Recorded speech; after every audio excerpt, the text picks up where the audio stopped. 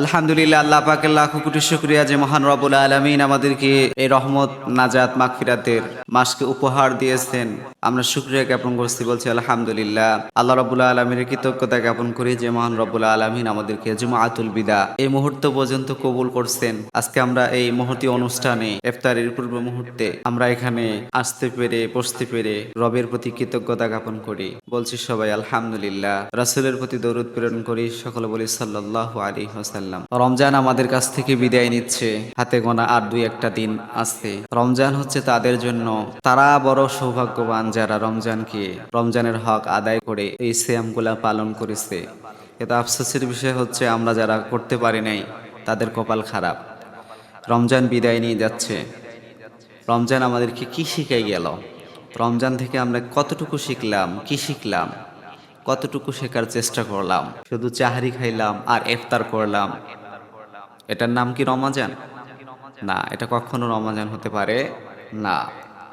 আল্লাহ রাব্বুল আলামিন যে বিধিবিধানগুলো আমাদেরকে দিয়েছেন, রমজানে যে বিধিবিধানগুলো আমাদেরকে আল্লাহ রাব্বুল আলামিন দিয়েছেন, যে দিক নির্দেশনাগুলো আল্লাহ রাব্বুল আলামিন আমাদেরকে দিয়েছেন, আমরা কতটুকু সেই বিধানগুলো অনুযায়ী আল্লাহ রাব্বুল আলামিন যে আমাদেরকে যে রমজান যে সিয়াম পালন করার জন্য যে পদ্ধতি বলে দিয়েছেন, আসলে কি আমরা পেরেছি? আমরা কি সঠিকভাবে পেরেছি রমজানের হক আদায় করে সিয়ামগুলা পালন করার জন্য? আমরা কি পেরেছি? আল্লাহ যেভাবে বলছে, রাসূল যেভাবে করেছে, কোরআন সুন্নায় যেভাবে বলা হয়েছে, আমরা কি আদৌ পেরেছি সেইভাবে হক আদায় করার জন্য? যদি করতে পারি তাহলে আলহামদুলিল্লাহ, আর যদি করতে না পারি তাহলে আস্তাগফিরুল্লাহ, আল্লাহ আমাদের ক্ষমা করুক। আমরা হেলায় খেলায় শেষ করে দিলাম এই একটি মাস, বরকতান মাস, রহমতের মাস, নাজাতের মাস, মাগফিরাতের মাস। আফসোসের বিষয়, পরিতাপের বিষয়, এই রমজান মাস পাওয়ার পরেও যদি আমরা নিজেকে ক্ষমা করে নিতে না পারি, কতটুকু পারলাম, কতটুকু আল্লাহর দাসত্বে গোলামিতে সময়টা কাটাইলাম, আর কতটুকু দুনিয়াতে কাটাইলাম, একটু ভেবে দেখেন তো। আল্লাহ রাব্বুল আলামিন যে রমজান মাসটা দিয়ে দিল, কতটুকু আমরা কাজে লাগাইলাম? তো সম্মানিত উপস্থিতি, রমজান থেকে আমাদের শিক্ষা কি?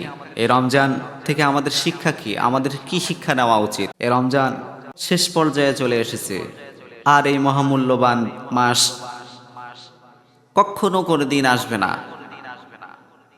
এই রমজান মাস, হ্যাঁ আসবে আগামী রমজান মাস, কিন্তু আমরা আগামী রমজান মাস পর্যন্ত বাঁচবো এর কোনো গ্যারান্টি নাই। তাহলে আমরা কিসের বড়াই করি বলেন? কতটুকু রবের দাসত্ব করলাম, কতটুকু গোলামি করলাম? রমজান আমাকে কি শিখাইল?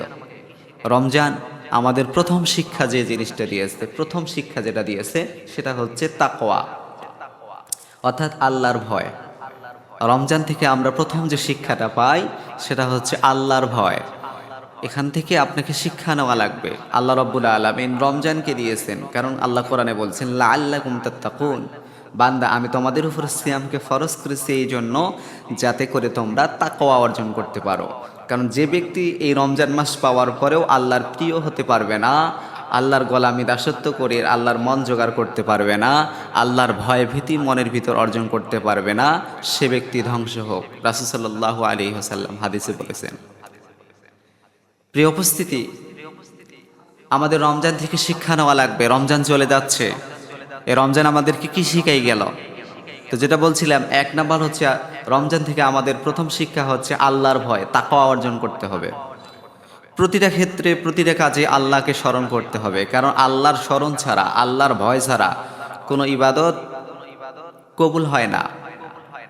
যেমন প্রত্যেকটা খাবারে লবণ অপরিহার্য হয়ে যায়, লবণ ছাড়া যেমন তরকারির কোনো স্বাদ পাওয়া যায় না, তেমনই হবে ইবাদতের স্বাদ পেতে গেলে, ইবাদতটা কবুল হওয়ার জন্য, ইবাদতের আপনি নামাজ পড়েন, কোরআন পড়েন, জিকির করেন, দান করেন, হজ করেন, যাকাত দেন, ইত্যাদি যত অনেক আমল রয়েছে, প্রত্যেকটা আমলের আত্মা বা প্রাণ হচ্ছে তাকওয়া, অর্থাৎ আল্লাহর ভয়। যদি ওই আমলটার ভিতরে আল্লাহর ভয় না থাকে, আল্লাহর সন্তুষ্টি না থাকে, তাহলে কিন্তু ওটা আল্লাহ রাব্বুল আলামিন কবুল করবে না।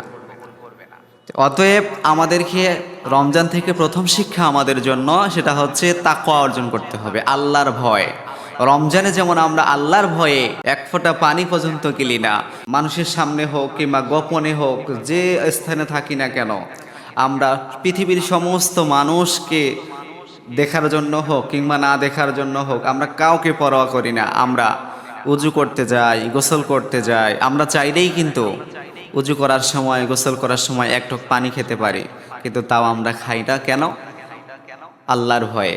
আমরা চাইলেই বাড়ির ভিতরে দরজা লাগিয়ে রুমের ভিতরে আমরা ইচ্ছা মতো খেতে পারি, খাই না কেন? একমাত্র আল্লাহর ভয়ে। তাহলে এখান থেকে আমাদের শিক্ষা হচ্ছে, রমজান থেকে আমাদের প্রথম শিক্ষা যে আল্লাহর ভয় দিলে থাকতে হবে। আল্লাহর ভয় ছাড়া কোনো ইবাদত আল্লাহ কবুল করবে না। তাহলে রমজান আমাদেরকে কি শিক্ষা দিয়ে দিল? রমজান আমাদেরকে শেখাইলো, বান্দা তুমি রমজান মাসে যেভাবে আল্লাহকে স্মরণ করেছিলা, রমজান মাসে যেভাবে আল্লাহকে ভয় করে সমস্ত গুনাহ থেকে বিরত ছিলা, আল্লাহকে ভয় করে যেমনি তুমি ইবাদত বন্দেগী করছিলা, তেমনইভাবে তুমি বাকি 11টা মাসও সেইভাবেই আল্লাহকে ভয় করে তোমার জিন্দেগানি পরিচালনা করো। সুবহানাল্লাহ। তো প্রিয় উপস্থিতি, প্রথম যে আমরা আমলটা পাইলাম, রমজান আমাদেরকে যে শিক্ষাটা দিল, সেই শিক্ষাটা হচ্ছে আল্লাহর ভয়। আল্লাহর ভয় যদি আমাদের ভিতরে না থাকে, তাহলে কোশ্চিনকাল আমরা কোনো ইবাদত করে কখনো কোনো অবস্থায় আমরা পরকালীন জীবনে নাজাত পাবো না। এজন্য প্রথম নাম্বার রমজান আমাদেরকে শিক্ষা দিয়ে দিল যে তোমরা যাহা কিছু করো না কেন, সেই প্রত্যেকটা কাজে আল্লাহর ভয় রাখতে হবে, আল্লাহকে স্মরণ রাখতে হবে। তোমাকে এই কথা মনে রাখতে হবে যে পৃথিবীর কেউ না দেখলেও আল্লাহ একজন আছেন, তিনি তোমাকে লক্ষ্য করতেছেন, তোমার প্রত্যেকটা কাজ পর্যবেক্ষণ করতেছেন।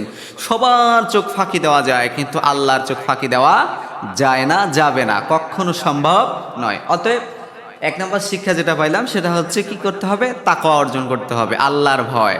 সর্বক্ষণিকভাবে আল্লাহকে ভয় করতে হবে, এটা এক নম্বর শিক্ষা। 2 নম্বর শিক্ষা কি?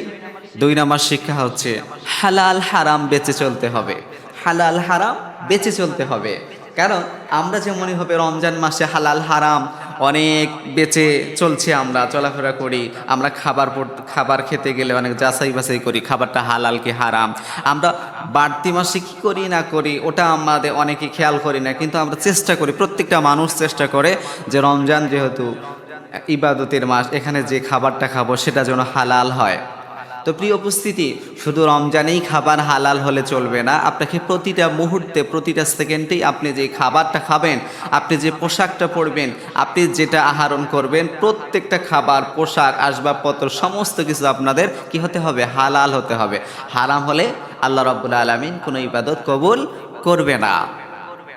3 নাম্বার যে শিক্ষাটা আমাদেরকে আল্লাহ রাব্বুল আলামিন রমজানের মাধ্যমে দিলেন, সেটা হচ্ছে বেশি বেশি আল্লাহর স্মরণ করতে হবে।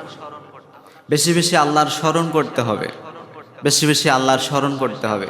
যদি আমরা আল্লাহকে স্মরণ করতে না পারি, আমাদের জীবন বৃথা হয়ে যাবে। আমাদেরকে আল্লাহকে স্মরণ করতে হবে। প্রতিটা ক্ষেত্রে যে কাজ করি না কেন, আমাদেরকে সবাইকে সর্বক্ষণিকভাবে, যেমন রমজান মাসে আমরা আল্লাহর ভয়ে, আল্লাহর স্মরণে মিথ্যা কথা বলতাম না, তেমনইভাবে কার স্মরণে? আল্লাহর জন্য, যে মিথ্যা কথা বললে গুনাহ হবে, আল্লাহকে ভয় করে বলি না আমরা। এজন্য সর্বক্ষণিকভাবে আল্লাহ রাব্বুল আলামিনকে স্মরণ করতে হবে। এটা হচ্ছে আমাদের রমজানের শিক্ষার মধ্যে আরেকটি শিক্ষা। তারপরে শিক্ষা কি? তারপরে আমাদের শিক্ষা হচ্ছে আমরা যেমন এখান থেকে মিথ্যা পরিহার করতে হবে। কি পরিহার করতে হবে? মিথ্যা পরিহার করতে হবে। কারণ রমজান মাসে রাসূল সাল্লাল্লাহু আলাইহি ওয়াসাল্লাম বলছেন, আল্লাহ রাব্বুল আলামিন হাদিসে রাসূল সাল্লাল্লাহু আলাইহি ওয়াসাল্লামকে বলতে বলেছেন, ইয়া রাসূলুল্লাহ, আপনি বলে দেন যে আপনার উম্মতেরা যারা রোজা রাখবে, তারা যেন, রমজানের শর্ত হচ্ছে তারা যেন মিথ্যা কথা পরিহার করে। মিথ্যা কথা যারা বলবে তাদের সিয়াম কি হয় না? কবুল হয় না। তাহলে যারা সিয়াম কবুল করতে যায়, তাহলে তাকে অবশ্যই অবশ্যই কি করতে হবে? মিথ্যা পরিহার করতে হবে। আরেকটা আমল পাইলাম, সেটা হচ্ছে আমরা যেমনইভাবে রমজান মাসে মিথ্যা কথা থেকে দূরে ছিলাম, তেমনইভাবে বাকি 11টা মাসেও আমাদেরকে সমস্ত ধরনের, সমস্ত রকমের মিথ্যা কথা থেকে নিজেকে হেফাজত করতে হবে আল্লাহর ভয়ে। এরপরে এই হাদিসের আরেকটা অংশ হচ্ছে, রোজা অবস্থায় যারা গীবত করবে তাদের আমল আল্লাহ রাব্বুল আলামিন কবুল করে না। তো রমজানের ভিতরে যদি গীবত করা না যায়, রমজানের ভিতরে যেমন গীবত করা, পরনিন্দা, চকলখড়ি, বাটপারি, গুনাহের কাজ করা যেমনটি নাজায়েজ, হারাম, গুনাহের কাজ, তেমনভাবে রমজানের বাইরেও এই কাজগুলো করা হারাম, গুনাহের কাজ। আমাদেরকে এই মিথ্যা কথা, আমাদেরকে চকলখড়ি, বাটপারি, গুনাহের কাছ থেকে, অশ্লীলতা, বেহায়াপনা এসব থেকে আমাদেরকে বিরত থাকতে হবে। যেমনইভাবে আমরা রমজান মাসে এসব পাপের কাছ থেকে দূরে ছিলাম, তেমনইভাবে আমাদেরকে বাকি 11টা মাসও এভাবেই আমাদেরকে পরিচালনা করতে হবে, যাতে করে আমরা পুরো বছরটাই রমজান মাস মনে করে নিজেকে ওই গুনার কাজগুলো থেকে নিজেকে হেফাজত করতে পারি। বাকি মাসগুলাও যেন এই ট্রেনিং সেন্টারে এই একটি মাস ট্রেনিং গ্রহণ করার পর এই একটি মাস থেকে শিক্ষা নিয়ে আমরা যেন বাকি 11টা মাসেও এই রমজান মাসে যেমন আমরা গুনাহা থেকে সমস্ত পাপ কাজ থেকে বিরত ছিলাম, তেমনইভাবে আমাদেরকে কি করতে হবে, বাকি 11টা মাসও এই গুনার এই রমজান মাসের মতো করেই চলা লাগবে, সমস্ত পাপ থেকে বেঁচে বেঁচে চলা লাগবে, তাকওয়ার মাধ্যমে চলতে হবে, আল্লাহ ভীরুতা মনে রেখে সামনে অগ্রগামী হতে হবে। কিন্তু আফসোসের বিষয়, আমরা ঈদের সালাত পড়ার পর সমস্ত কিছু হুকুম হাকামকে মাইনাস করে ফেলি, আর কোনো পরোয়া করি না। আফসোসের বিষয়, এটাই কি রমজানের শিক্ষা? এটাই কি রমজানের শিক্ষা? এই এক মাস থেকে কি ট্রেনিং নিলেন? এটাই কি আপনার শিক্ষা? রমজান কি শুধু ওই ঈদের নামাজ পড়ার পরে কি শেষ হয়ে যায়? না। রমজান থেকে আমরা কি শিখলাম? শুধু চাহারি খাইলাম আর ইফতার করলাম, মন চাইলে তারাবি পড়লাম, এটাই কি আমাদেরকে শিক্ষা দিল? প্রিয় উপস্থিতি, এটা শিক্ষা নয়। আমাদের মূল শিক্ষা হচ্ছে রবের দাসত্ব গোলামি করা। আমরা 11টা মাস আল্লাহর দাসত্ব গোলামি করতে পারি না, তাই আল্লাহ রব্বুল আলামিন আমাদেরকে দাসত্ব গোলামি করার জন্য একটা মৌসুমের ব্যবস্থা করে দিলেন, একটা সময়ের ব্যবস্থা করে দিলেন, একটা মাসের ব্যবস্থা করে দিলেন, কিছু দিন এবং রাতের ব্যবস্থা করে দিলেন, যাতে করে আমরা আল্লাহ থেকে দূরে সরে থাকার কারণে আল্লাহর সাথে আমাদের কোনো সম্পর্ক নাই, আল্লাহর সাথে আমাদের বন্ধুত্ব সম্পর্ক নাই, আল্লাহর সাথে আমাদের কোনো ভালো সম্পর্ক নাই। আল্লাহ বলতেছেন, বান্দা 11টা মাস আমার থেকে দূরে সরে গেছো, আমার সাথে সম্পর্ক নাই, নামাজ পড়ো না, কোরআন তেলাওয়াত করো না, জিকির আজকার করো না, আমি আল্লাহ রাব্বুল আলামিন তোমাকে একটা সুযোগ দিয়ে দিলাম। পৃথিবীর বুকে তোমরা যারা এখনো জীবিত রয়েছো, যারা মৃত, তারা এই সুযোগ পাবে না, তাদেরকে এই সুযোগ দেওয়া হয় নাই, হবে না। তোমরা যারা পৃথিবীতে আছো প্রিয় আমার বান্দারা, তোমাদেরকে আমি আল্লাহ রাব্বুল আলামিন এই একটি মাস, এই রমজান নামক নিয়ামত তোমাদেরকে দিলাম। এখান থেকে তোমরা প্রিপারেশন নাও, এখান থেকে তোমরা শিক্ষা নাও, বাকি 11টা মাস কিভাবে তোমরা নিজেকে পরিচালনা করবা। প্রিয় উপস্থিতি, যেটা বলছিলাম, আমাদেরকে সবাইকে রমজান থেকে শিক্ষা নেওয়া লাগবে, রমজান থেকে আমাদেরকে শিখতে হবে, রমজান থেকে আমাদেরকে ট্রেনিং নিতে হবে। রমজানে আমরা যে যে কাজগুলান করেছি, যে যে কাজগুলান করি নাই, যে যে কাজগুলো হালাল ছিল, যে যে কাজগুলো হারাম ছিল, দেখেন রমজানে আল্লাহ কতটুকু সেন্সিটিভ ওয়ে, আল্লাহ রাব্বুল আলামিন কতটুকু গুরুত্বপূর্ণভাবে আমাদেরকে পরিচালনা করার জন্য যে দিক নির্দেশনা দিয়েছেন। দেখেন রমজানে কিছু কিছু হালাল জিনিসকেও কিছু সময়ের জন্য হারাম করেছেন। এটাই হচ্ছে রমজান। তো প্রিয় উপস্থিতি, আমরা চেষ্টা করব আল্লাহ রাব্বুল আলামিন আমাদেরকে যেন রমজানের হক আদায় করে আমল করার তৌফিক দান করে। আল্লাহুম্মা আমিন।